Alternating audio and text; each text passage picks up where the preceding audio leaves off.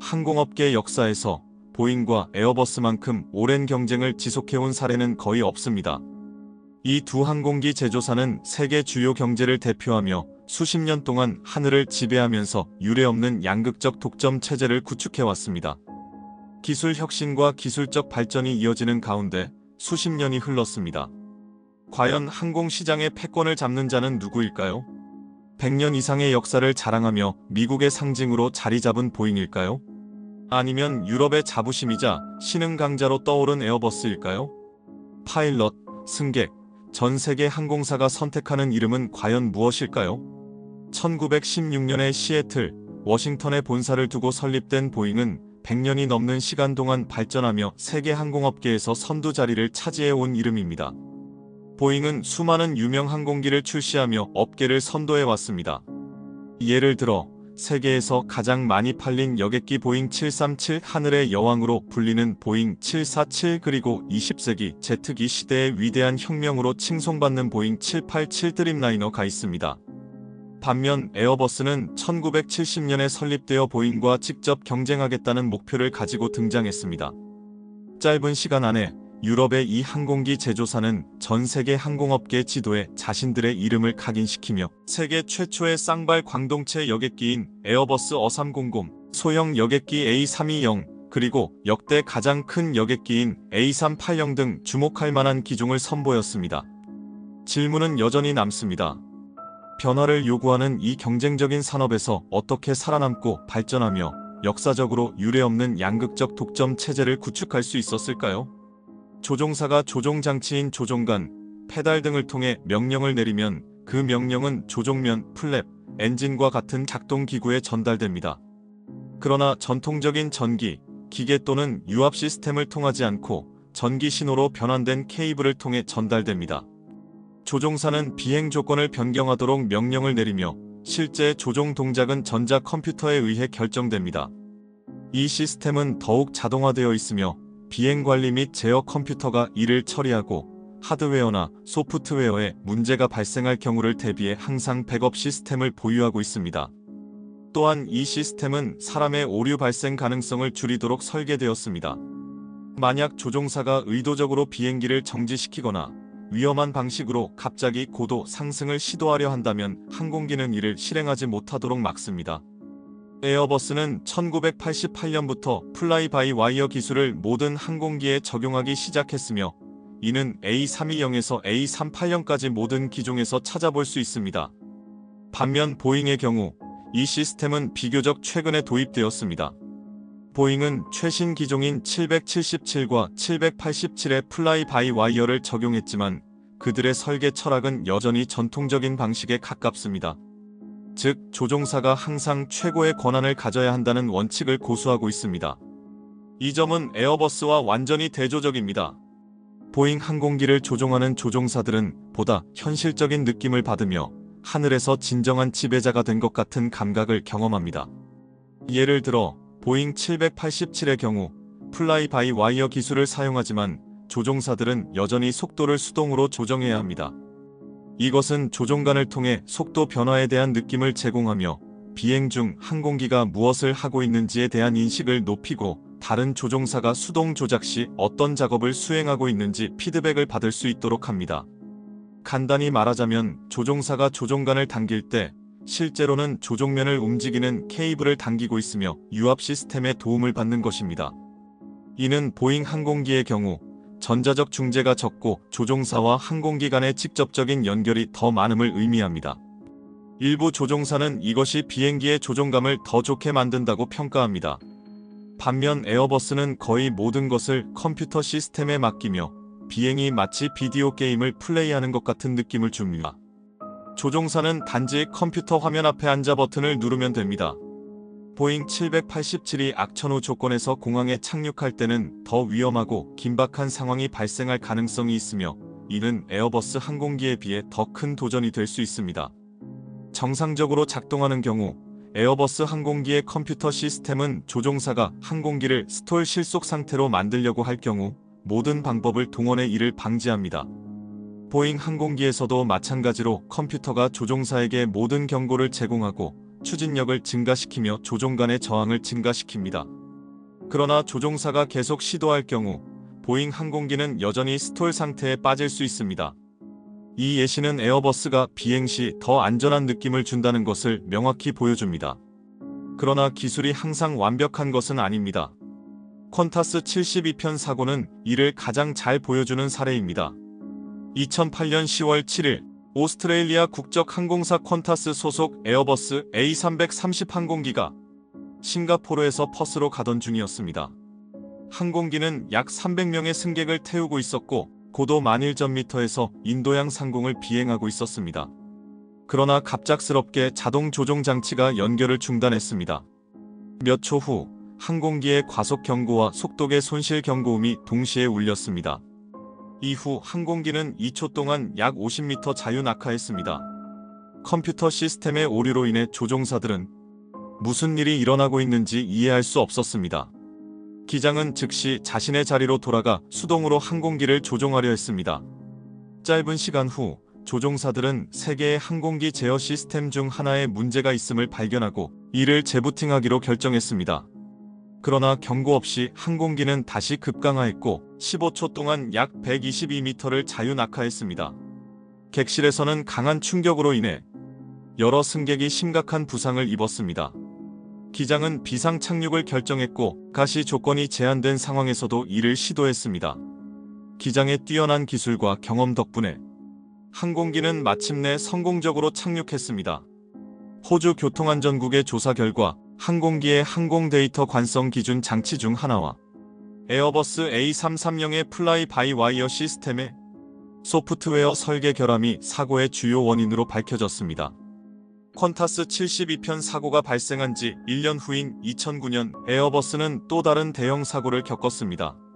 이는 하늘의 타이타닉으로 불리는 에어프랑스 447편 사고입니다. 2009년 6월 1일 프랑스 국적 항공사 에어프랑스 소속 에어버스 A330-200 항공기가 리우데자네이루에서 파리로 향하던 중 사고가 발생했습니다. 해당 항공기는 6월 1일 오전 11시 15분에 샤를드골 공항에 착륙할 예정이었지만 리우데자네이루를 이륙한 직후 항공교통관제센터와의 연락이 끊겼습니다. 항공기는 브라질 해안 대서양 상공에서 레이더 화면에서 사라졌습니다. 6월 6일이 되어서야 첫 번째 희생자의 시신이 발견되었습니다.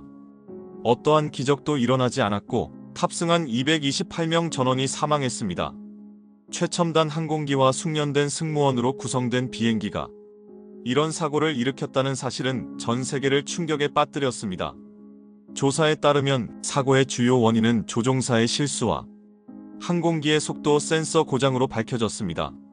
대서양 상공 12,000m에서 난기류를 통과하던 중 속도 센서인 피토 튜브에 빈결이 생기면서 자동 조종 장치가 비활성화되었습니다. 승무원은 이 상황에 잘못 대응하며 문제를 해결하지 못했습니다. 자동화 시스템에 의존한 결과 조종사들은 당황하며 문제를 해결하지 못했습니다. 결국 항공기는 자유 낙하 상태에 빠져 바다로 추락했습니다. 기술적 요인 외에도 보잉과 에어버스의 조종 장치에서 크게 다른 또 하나의 점이 존재합니다. 바로 조종간에 대한 차이점입니다. 이 부분에서는 에어버스가 압도적으로 우위를 점합니다. 조종의 편안함에 대해 이야기할 때 에어버스는 조종사들로부터 많은 칭찬을 받고 있습니다. 겉보기에는 A321과 B787의 조종실이 매우 비슷해 보이지만 수천 시간을 그 안에서 보낸 후에는 명확한 차이점을 깨닫게 됩니다.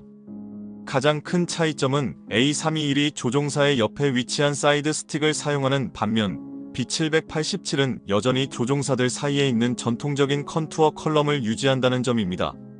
두 시스템 모두 장단점이 있지만 양 기종 모두를 조종해본 조종사들에 따르면 특히 장거리 비행에서 에어버스의 설계가 더 선호된다고 합니다. 조종실은 기본적으로 항공 승무원의 작업 공간입니다. 그곳은 그들이 학습, 회의, 작업을 수행하는 장소입니다. 따라서 조종사들은 항상 가능한 한 가장 편안한 환경을 선호합니다. 에어버스와 보잉은 모두 다양한 크기와 적재 용량을 갖춘 여객기를 생산하며 다양한 항공 요구를 충족시키고 있습니다. 그러나 두 회사가 동일한 항공기를 제작하는 경우는 드뭅니다. 보잉과 에어버스의 비행 성능 차이를 더 분명히 알기 위해 A321L 아과 보잉 787의 주요 성능 지표를 비교해 보겠습니다. A321L 아흔 연료 탱크 추가와 날개 끝 부분의 조정을 통해 항속거리가 늘어났지만 여전히 올라갈 수 있는 고도에는 제한이 있습니다. 반면 보잉 787은 공학적 기적이라 불리며 동일한 중량의 대부분의 항공기보다 높은 고도로 상승할 수 있습니다. 이것은 조종사들에게 중요한 이점을 제공합니다. 가장 큰 장점은 항공기를 난기류가 있는 고도보다 위로 이동시킬 수 있다는 점입니다. 대부분의 항공기가 비행하는 고도 33,000, 37,000m에서는 날씨가 좋지 않은 경우가 많지만 43,000피트에서는 훨씬 더 매끄러운 비행을 경험할 수 있습니다. 더 높은 고도로 비행함으로써 항공기는 더 빠른 경로를 제공할 가능성이 높습니다. 일정한 고도에 도달하면 조종사는 대개 자신의 비행 경로에서 벗어나지 않습니다. 항공 철학은 제조업체가 조종사가 항공기를 어떻게 관리하는지를 정의합니다. 보잉의 철학은 가능한 한 조종사가 항공기를 더 많이 통제하도록 유지하는 것입니다. 이는 조종사가 더 많은 비행 명령을 직접 수행해야 함을 의미합니다. 반면 에어버스는 조종사가 항공 안전에 대한 최종 책임을 진다는 점에서 보잉과 비슷합니다. 그러나 에어버스는 모든 시스템에 더 높은 수준의 자동화를 통합하여 더 높은 보호 수준을 제공합니다. 에어버스는 자사 항공기를 최대한 비슷하게 설계하여 조종사가 다양한 기종 간에 유연하게 전환할 수 있도록 했습니다. 때로는 특정 항공기 유형에 대한 자격증을 취득하기만 하면 비슷한 유형의 다른 항공기에서 비행 허가를 받을 수 있습니다. 그러나 보잉의 경우 이 과정이 훨씬 엄격합니다.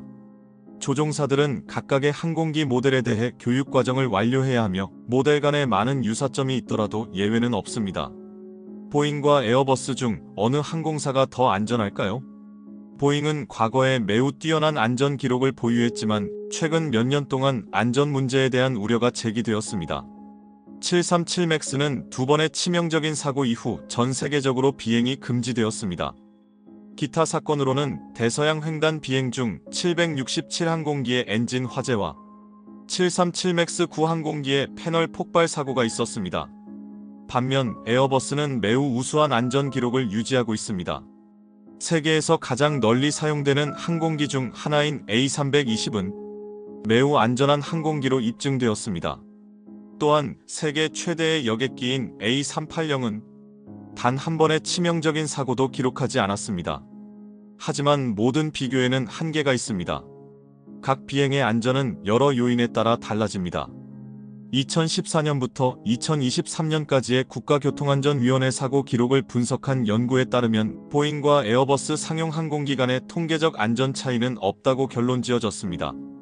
에어버스 A320과 보잉 737 민간 항공기의 사고율은 100만만 회 비행당 0.25로 동일한 수준입니다. 보잉은 승객의 편안함과 편의성에도 많은 신경을 씁니다. 부드럽고 넉넉한 좌석, 적절한 좌석 간 간격, 승객 상태에 따라 조정 가능한 조명 시스템, 다양한 엔터테인먼트 옵션을 제공합니다. 일반적으로 비행 중에는 항공기가 난기류가 있는 지역에 들어갈 수 있습니다. 이로 인해 승객들의 휴식이 방해받을 수 있습니다. 이를 해결하기 위해 보잉의 설계자들은 787 항공기에 여러 감지기를 배치했습니다. 이 감지기들은 각종 운동 변화와 공기압의 변화를 감지하고 측정하는 역할을 합니다. 가로 방향 난기류는 회전 감지기로 기록되며 수직 운동은 가속도계로 감지됩니다. 항공기 주변의 공기압 변화도 기록됩니다. 이 모든 정보는 중앙 처리 컴퓨터로 전송됩니다. 컴퓨터는 매우 짧은 시간 안에 항공기 상태를 계산할 뿐만 아니라 이동을 상쇄하기 위해 필요한 작업을 계산합니다. 이후 컴퓨터는 전기 신호를 작동기로 보내어 날개와 꼬리의 조종면에 동력을 공급하고 항공기가 직면한 힘을 상쇄하도록 합니다. 결과적으로 항공기가 난기류에 즉각적으로 반응하면서 승객들이 좌석에서 느끼는 충격이 크게 줄어듭니다. 이는 A321과 같은 다른 항공기에 비해 훨씬 더 쾌적한 비행 경험을 제공합니다. 보잉과 달리 에어버스는 공간 최적화와 승객 수용 능력에 중점을 둡니다. 보잉의 737 맥스와 에어버스의 A320네오는 단거리 및 중거리 비행을 위한 최고의 협동체 항공기로 평가받습니다. 두 모델 모두 첨단 공기역학 설계와 업데이트된 캐빈 디자인, 연료 효율적인 엔진을 자랑합니다. 737 맥스는 약간 더 긴 항속거리를 제공하며 더 먼 거리의 비행에 적합한 반면 A320 네오는 부드러운 작동과 낮은 배기가스로 잘 알려져 있습니다. 보잉 787 드림라이너와 에어버스 A350은 장거리 비행을 위해 설계된 현대적인 광동체 항공기입니다. 두 항공기 모두 복합 소재를 사용하여 중량을 줄이고 연료 효율을 높이며 배기가스를 감소시킵니다. A350은 더 많은 승객을 수용할 수 있고 더 넓은 캐빈 공간을 제공합니다.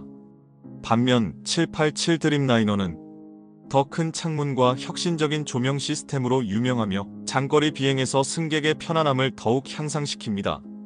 보잉 7478 인터컨티넨탈과 에어버스 A380은 크기, 항속거리 및 승객 수용 능력으로 유명한 대형 전보 제트기입니다. 7478은 더 연료 효율적인 설계를 갖추고 있으며 첨단 엔진과 공기역학 기술을 통해 장거리 노선에서 매력적인 선택지가 됩니다. 반면 A380은 세계에서 가장 많은 승객을 수용할 수 있는 항공기로 일반적인 2등석 구성에서 최대 850명을 태울 수 있습니다. 그러나 항공산업이 발전함에 따라 이러한 대형 전보 항공기에 대한 수요는 크게 감소했습니다.